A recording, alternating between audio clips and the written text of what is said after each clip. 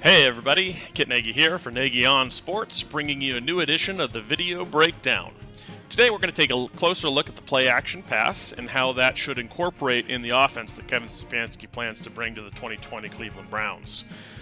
Keep in mind, however, Madden somewhat limits us in our ability to run this play as we should expect to see it, and what I'm really talking about is the blocking specifically from the linemen. You're going to see them dropping back into pass protection, kind of more traditional pass protection, where instead in Kevin Stefanski's offense, you really should see them taking that same lateral movement to marry the run of the pass, just like Kevin Stefanski has promised, so that the keys for the defense is much more difficult to distinguish between run and pass, which is why the play-action pass in this offense should be quite so effective. So here we go with our breakdown of the play-action pass, and keep in mind, some of this may not be what you've seen from our Madden simulations so far. So here's the play-action we'll break down. We'll run the same play 3 times for consistency. Now let's break this entire play down in X's and O's. Nick Chubb's going to work to the right side B gap, and while Baker Mayfield gives him a play fake and boots out to the left side with the ball in his hands. Meanwhile, Hooper's going to release into a 7-yard drag route across the formation, while Njoku is going to pull across that same formation and enter the flat to the left. On the front side, we'll see a quick out and go from OBJ. On the back side, we'll see Landry in a deep post. OBJ's route here is going to be to clear out the defenders to make room for the levels concept here. First level is going to be Njoku on the flat. Second level is going to be Hooper in that drag, and the backside post from Landry is going to be our third level here. Beckham's route here is going to be the home run ball, so it really should only be a glance from Baker. His first read really should be Hooper on the drag. Second read should be Njoku in the flat, and that late developing route from Landry is kind of his last choice in this play. Here let's watch Hooper as he's going to get himself open across the formation, and he's going to get the ball from Baker in space to get about 13 yards. Now watch Beckham sell the quick out and then plant and go as he fakes out his defender. Now we'll watch to see just how effective play action can be against the defense, who is going to key on Nick Chubb. And this linebacker here is going to see that motion towards the B gap from Nick Chubb and then scrape down the defensive line to try to meet him in the B gap and effect a tackle. If this were a run play, it might have been effective. However, he's going to recognize pretty quickly that it's play action, that Nick Chubb does not have the ball here, that Baker Mayfield is booting out with the ball, and he's going to communicate with his teammates that it's a pass play, and then try to get back into the zone he was assigned. Unfortunately for him, Hooper's already in a good position to make the play.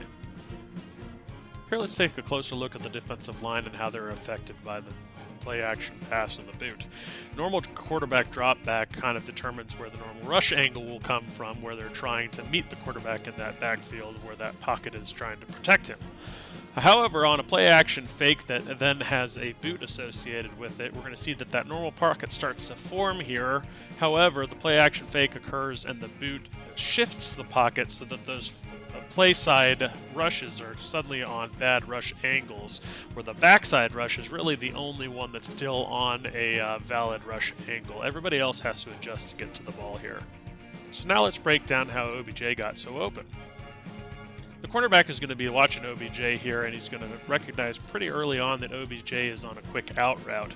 However, he makes the mistake of peeking into the backfield to see if the ball is coming, which allows him to miss the plant from OBJ, who's really on a go route here. So when he attempts to jump the out route, he's going to allow OBJ to blow right past him, and he's fortunate that OBJ did not get the ball. So now we'll watch the read develop from Baker. He's going to play action fake Chubb, and then he's going to boot out. Then we'll pause, pan the camera so we can take a better look. His first read is Hooper, so he's going to look at that, notice the fact that the defender is in a trailing position, and that there's a whole bunch of open field in front of his tight end, so he knows he's got a route that's going to develop into that space, and a very easy dump-off pass to get a pretty much a guaranteed first down here on this play. Now we'll run the same play back, but it's going to be a little bit different because Hooper's not going to be as open, and Baker is going to hit his home run ball. Watch as the cornerback is going to attempt once again to jump that quick out route, and is just going to get burned by Beckham on the deep route. Here the play action is going to draw in the linebacker, however the shuck on Hooper is what lets his teammate pick him up in the zone. Here we'll see that Hooper is in fact pretty well covered by the linebacker in his zone as Beckham gets the ball deep. Now let's watch Hooper on his route. He releases, gets caught up with the linebacker, and is pretty well covered here. Beckham's quick out and go here is once again effective, and he's going to get the ball for an easy touchdown. Now watch one more time as Baker fakes Chubb and rolls out on the boot.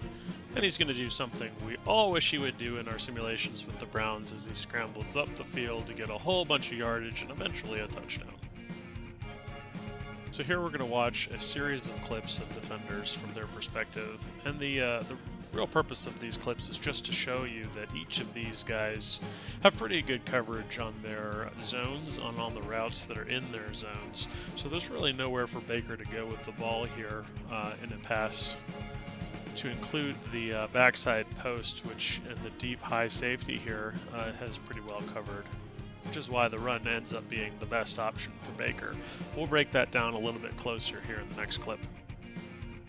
So here we'll watch as Baker once again fakes Chubb, boots out, and we'll pause, look at his first read, and you'll notice on the first read that he's got a defender in a position to make the play here, so this is really not a good option in the pass. His second read has the same, where the defender is in a position to make the play, so again, not a good pass. And the defender on OBJ is also in a good place, so Baker continues to boot out here. Notice as the routes develop, they're all still pretty well covered. All three receivers have defenders in positions to make the play, and the backside receiver has a high safety in a position to make the play there. So, and yet there's a gap opening up in the field, so Baker's going to tuck, and he's going to run up the field, and he's going to get some pretty good blocking here, which allows him to get in and score on the scramble. So there you have it, folks, the play action pass. I, for one, am very excited for this play in our offense, as I feel it should be very effective for us in the 2020 season. It all starts with Baker Mayfield, who has been shown statistically to be most successful in play-action situations, both for accuracy and QBR. Additionally, because Kevin Stefanki is bringing this outside zone scheme, the defenses should really struggle against the Browns when the run has been well established, because the run blocking for the outside zone looks identical to the pass blocking in play action, which is what is really meant by that marriage of the run and pass. They should look the same. Therefore, the defensive keys look the same, and it's very hard for them to determine whether a run or a pass is coming. And if they come up to defend the run after it's been well established in a game, the pass should be wide open with tight ends and wide receivers to hit downfield for Baker Mayfield. Additionally, moving the pocket on that boot really allows for Baker Mayfield to take advantage of some of his other skill sets, to include scrambling outside of the pocket, throwing on the run, and hitting targets downfield after a play has started to break down. For the next video breakdown, I plan to take a look at Nick Chubb's long runs in the 2022 season, focusing on how mobile linemen can really make the difference in breaking long plays like that.